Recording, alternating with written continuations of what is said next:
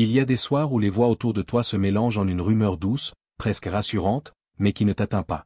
Tu souris, tu acquiesces, tu bois une gorgée de vin, tu hoches la tête au rythme des conversations, et pourtant, quelque part, à l'intérieur, il n'y a que le silence. Un silence épais, collé à tes os, qui ne recule pas devant la chaleur humaine, qui ne se fissure pas sous les éclats de rire. Comme si une vitre invisible s'était glissée entre toi et le monde, laissant passer les sons, les gestes, mais arrêtant tout ce qui pourrait vraiment entrer. Tu es là, et pourtant tu n'y es pas. Tes mains tiennent une coupe, mais elles ne sentent pas son poids. Tes yeux fixent un visage, mais ne perçoivent pas ses contours. Les autres te parlent, et tu réponds, comme si tu avais appris par cœur les gestes et les phrases d'un rôle ancien. Mais ce rôle, tu le joues de plus en plus mécaniquement, comme une chanson dont on ne comprend plus les paroles.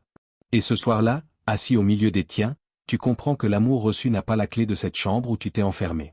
C'est un paradoxe étrange, tu es entouré, mais tu as froid. On te regarde, mais tu te sens invisible. On t'aime, et tu as l'impression d'être seul au monde.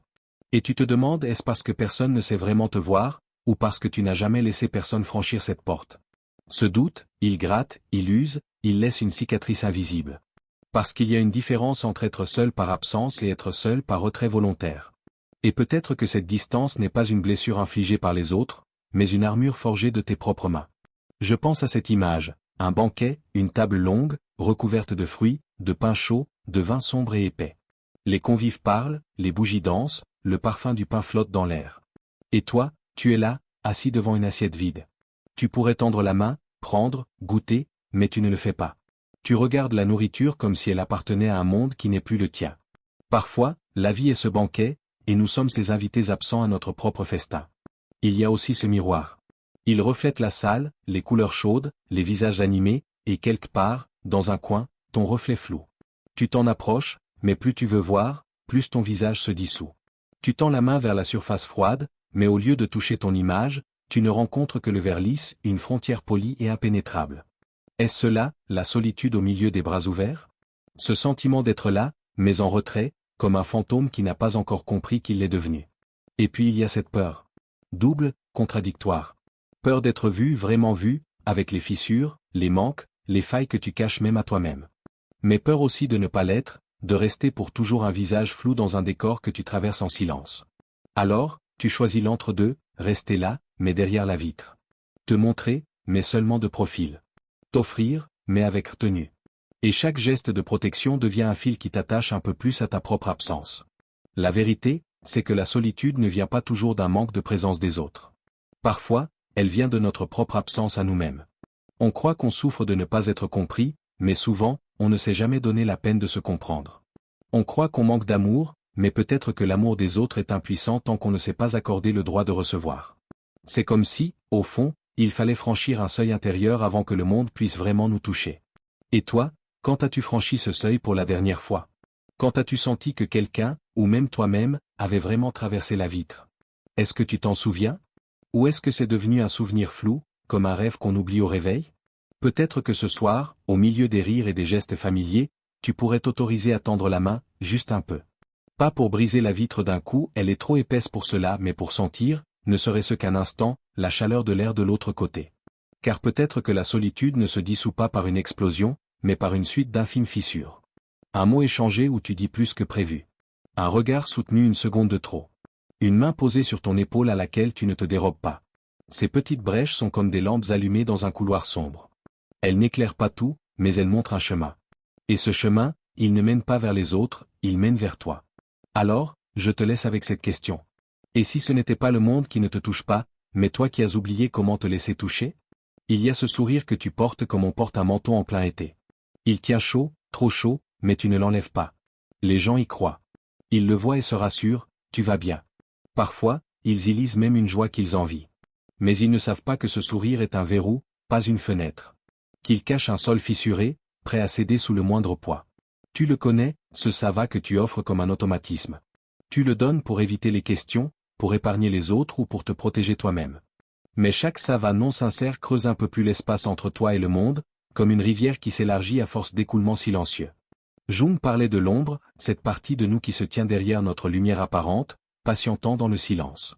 Elle n'est pas un ennemi, mais elle devient dangereuse quand on la nie. Elle se glisse dans nos gestes, dans nos regards détournés, dans les silences entre deux phrases. Elle nous accompagne comme une seconde peau, invisible pour les autres, mais toujours palpable pour nous. L'ombre, c'est la pièce fermée à clé au fond de ta maison. Personne n'y entre, pas même toi. Mais tu sais qu'elle est là. Parfois, la nuit, tu crois entendre un bruit derrière la porte, un souffle, un mouvement, le froissement discret d'un souvenir qui cherche à s'étirer. Il y a aussi cet animal blessé qui se cache dans un coin sombre. Il n'attaque pas, il n'aboie pas, mais il fixe la lumière avec méfiance. Il se méfie parce qu'il a déjà été approché, et que cette approche a laissé des cicatrices. Alors il attend. Pas qu'on vienne le sauver, mais qu'on reconnaisse simplement qu'il est là, qu'il existe. Et toi, combien de fois as-tu marché dans ta propre maison intérieure en évitant de croiser son regard?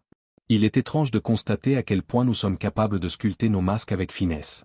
Nous savons sourire au moment exact, doser la chaleur de notre voix, choisir des mots qui rassurent. Mais derrière cette mécanique sociale, il y a souvent un effondrement qui ne demande qu'à se dire.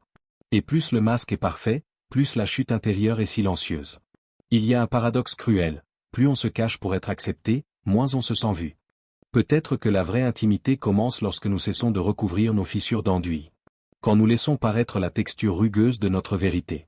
Quand on ose dire « je ne vais pas bien », et qu'on l'accepte comme une phrase entière, sans excuse ni justification. Mais pour cela, il faut descendre dans cette pièce fermée, faire grincer la serrure, supporter l'odeur de poussière et d'abandon. Il faut approcher l'animal blessé, à pas lents, sans lui tendre la main trop vite. Il faut s'asseoir près de lui et attendre qu'il s'habitue à ta présence. Parce que l'ombre, si on la regarde assez longtemps, révèle des formes que l'on croyait perdues. Elle porte nos colères inavouées, nos chagrins niés, nos peurs étouffées.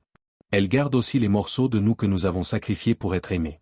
Et peut-être qu'une partie de cette solitude qui nous dévore ne vient pas du manque d'amour, mais de cet exil intérieur.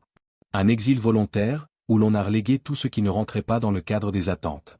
Alors je me demande, combien de sourires portons-nous qui ne sont pas à nous? Combien de ça va servent de pont fragile au-dessus de gouffres que nous refusons d'explorer? Et toi, que caches-tu quand tu dis que tout va bien? Il y a des blessures qui ne se ferment pas vraiment.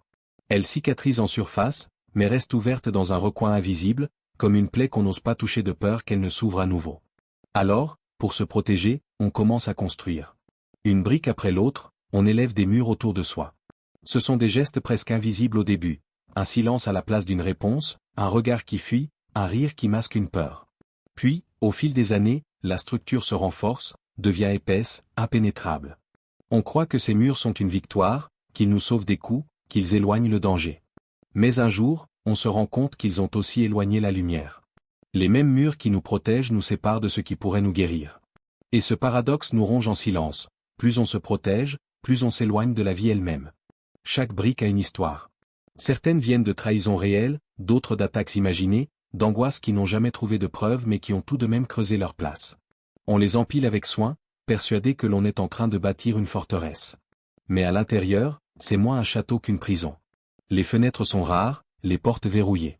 Même quand la guerre est finie, on reste enfermé, incapable d'entendre les oiseaux chanter à l'extérieur. J'imagine ce château dressé sur une colline, imposant, sombre, entouré de douves profondes. Les ponts-levis ne se baissent plus, même lorsque le soleil brille et que personne n'attend à la porte. On a oublié que la première raison pour laquelle on a bâti ces murs n'était pas de se couper du monde, mais de survivre à ses blessures. Avec le temps, la survie est devenue une habitude, et l'habitude une cage. Et alors je me demande, que craignons-nous le plus? La douleur d'une attaque, ou la lumière qui pourrait nous surprendre? Car la lumière, parfois, fait plus peur que l'obscurité. Elle révèle la poussière accumulée, les fissures, les toiles d'araignée dans les coins. Elle force à voir ce que nous avons laissé mourir à l'intérieur. Peut-être que c'est pour cela que nous gardons les rideaux tirés, même quand le jour frappe à la fenêtre. Il y a quelque chose de presque tendre dans cette manie humaine de se barricader. Nous le faisons par instinct, par peur, par fatigue aussi. Nous le faisons pour protéger ce qui reste fragile en nous. Mais à force de protéger, on étouffe. L'air se raréfie, le silence devient lourd, et les battements du cœur se répercutent contre les murs comme un écho prisonnier. Parfois, quelqu'un s'approche de notre forteresse. Il frappe doucement, appelle notre nom. On l'entend, mais on ne répond pas. On se dit qu'il finira par partir, et qu'alors nous serons à nouveau seuls, en sécurité. Mais la vérité, c'est que ce n'est pas la sécurité que nous cherchons. C'est l'absence de risque. Et l'absence de risque, c'est aussi l'absence de vie. Je pense à ces portes qui restent closes même après la fin de la guerre. Le champ est vide, l'ennemi est parti depuis longtemps, et pourtant, les verrous tiennent bon. Peut-être par peur que la paix soit une illusion. Peut-être parce que, derrière la porte, nous ne saurions pas quoi dire aux visiteurs. Peut-être aussi parce qu'on a oublié le chemin qui mène à l'entrée. Et toi, quel mur as-tu construit? Les tiens sont-ils faits de colère, de honte, de lassitude? Les as-tu bâtis pour tenir le monde à distance, ou pour empêcher le monde de voir ce que tu caches en toi? Car il y a une différence entre être protégé et être absent. Et un jour, il faudra choisir, rester à l'abri, ou ouvrir les portes et sentir la lumière sur ton visage. Il y a des blessures qu'aucun regard ne devine, des marques que même la lumière la plus crue ne révèle pas. Elles ne laissent pas de cicatrices visibles, mais elles orientent nos pas, nos gestes, nos choix les plus intimes. Elles façonnent la manière dont nous tendons la main, ou dont nous la retenons au dernier moment. Elles influencent la douceur de nos mots ou l'âpreté de nos silences. Elles décident parfois de notre capacité à aimer, comme une main invisible qui régule l'ouverture et la fermeture de notre cœur. Je pense souvent à l'image d'un vase fendu. Il est beau, encore solide, et il peut contenir l'eau. Mais goutte après goutte, il fuit. Personne ne voit vraiment cette fissure, sauf peut-être celui qui le remplit et constate, chaque jour, qu'il n'est jamais plat.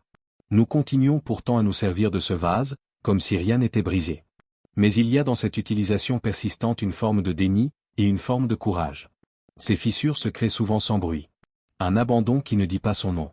Un regard qui aurait dû être là, mais qui s'est détourné. Une phrase qui ne s'est jamais prononcée et qui, à force de ne pas exister, a fini par devenir un mur. Ces blessures silencieuses se tissent dans l'enfance, dans les premiers amours, dans les amitiés trahies ou dans les silences de ceux qu'on croyait immuables.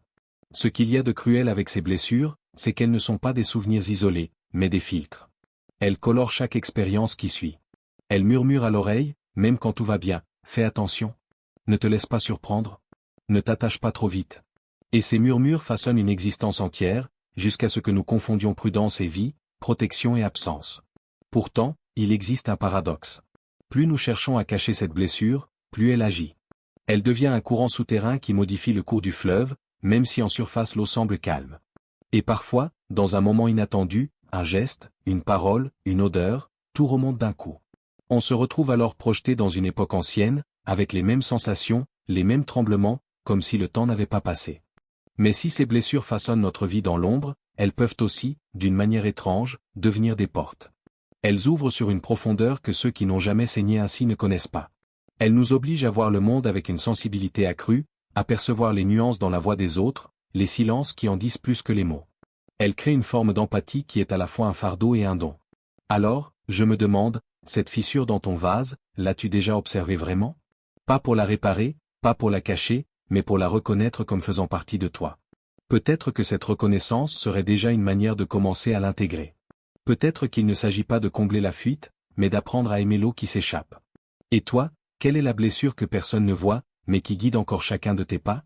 Il y a des soirs où tu te surprends à regarder l'autre comme on regarde un phare au loin. Un point fixe, rassurant, censé te guider hors de la tempête. Tu crois qu'il te sauvera. Tu crois que sa lumière percera toutes les ombres accumulées en toi. Et pourtant, malgré la chaleur de ses mains, malgré la tendresse dans ses yeux, quelque chose en toi reste froid, intact dans son retrait. On nous apprend que l'amour est la réponse. Que lorsqu'il arrive, il comble les manques, guérit les plaies, dissout la solitude. Mais il y a une vérité plus cruelle. L'amour, aussi pur soit-il, ne peut pas combler ce que nous refusons de regarder en nous-mêmes. C'est un paradoxe douloureux. Plus on attend que quelqu'un nous sauve, plus on creuse la distance qui nous sépare de lui. Parce que cette attente est une dette impossible à payer. J'imagine un puits profond, très profond. Quelqu'un se penche au-dessus, y verse de l'eau claire, jour après jour. Mais l'eau ne remplit jamais rien. Elle disparaît dans une obscurité invisible, absorbée par des fissures invisibles dans la pierre. Ce n'est pas que l'eau manque, c'est que le puits n'a pas de fond. Et ce vide, aucun amour ne peut le combler à notre place. Il y a aussi cette autre image, un chant. L'autre chante pour toi, une mélodie douce, presque sacrée. Mais ton oreille est fermée, comme scellée par une cire ancienne. La chanson est belle, mais elle se heurte à un mur invisible. Ce n'est pas qu'elle ne soit pas assez forte, c'est que ton silence intérieur est plus puissant encore. Et alors on tombe dans une illusion dangereuse. Croire que si l'autre nous aimait plus, ou mieux, ou différemment, la brèche se refermerait. Mais ce n'est pas une question d'intensité. Ce n'est pas une question de volonté. C'est une question d'accès. Et cet accès, il n'appartient qu'à nous. Il faut le dire aussi, l'amour ne suffit pas, et ce n'est pas sa faute. L'autre n'est pas un médecin pour nos âmes, ni un architecte pour nos ruines intérieures. Il peut être un témoin, un compagnon, une présence stable. Mais il ne peut pas reconstruire ce que nous refusons de toucher. Peut-être que le vrai apprentissage, c'est d'aimer sans attendre la réparation.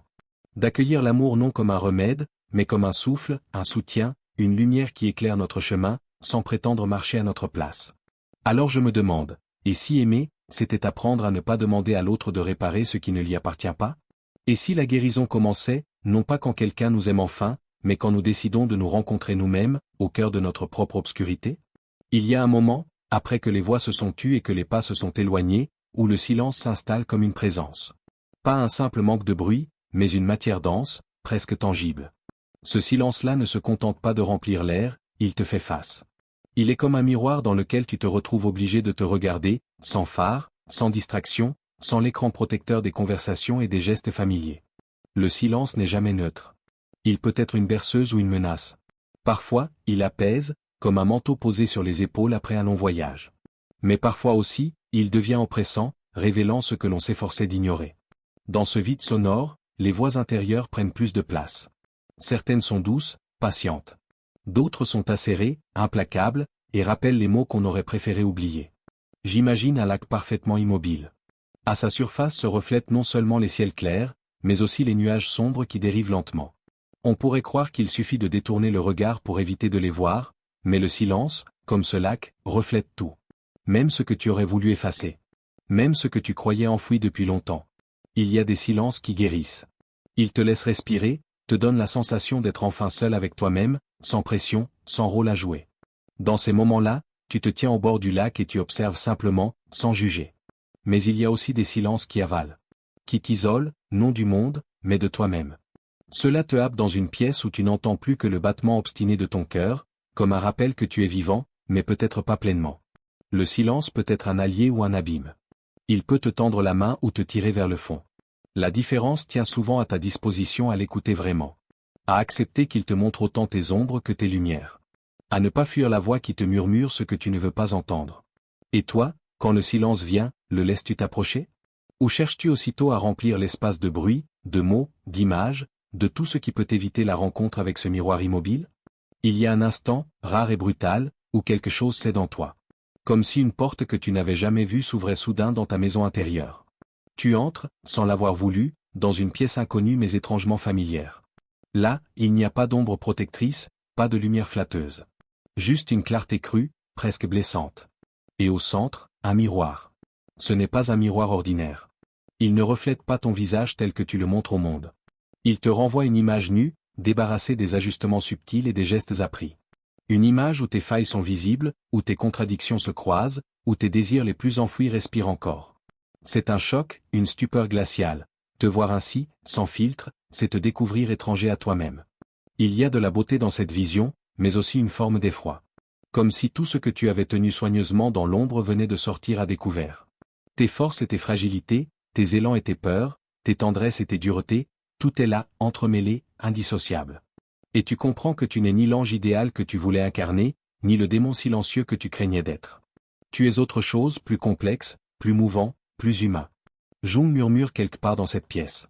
Il parle d'intégration de l'ombre, de ce moment où l'on cesse de fuir les parts de soi qui dérangent. Mais l'intégration n'est pas un geste héroïque. Ce n'est pas un combat à gagner. C'est une lente acceptation, une main tendue à ce que tu rejetais. C'est reconnaître que ta lumière et ton obscurité ne sont pas des ennemis, mais des racines nourries par la même terre. Dans ce miroir, tu te vois tel que tu es, et non tel que tu espérais être. Ce n'est pas une révélation douce. C'est un vertige, une perte d'équilibre intérieur. Tu as envie de détourner le regard, de refermer la porte, de retrouver le confort des illusions familières. Mais une part de toi sait que si tu recules maintenant, tu resteras toujours à distance de ta propre vie.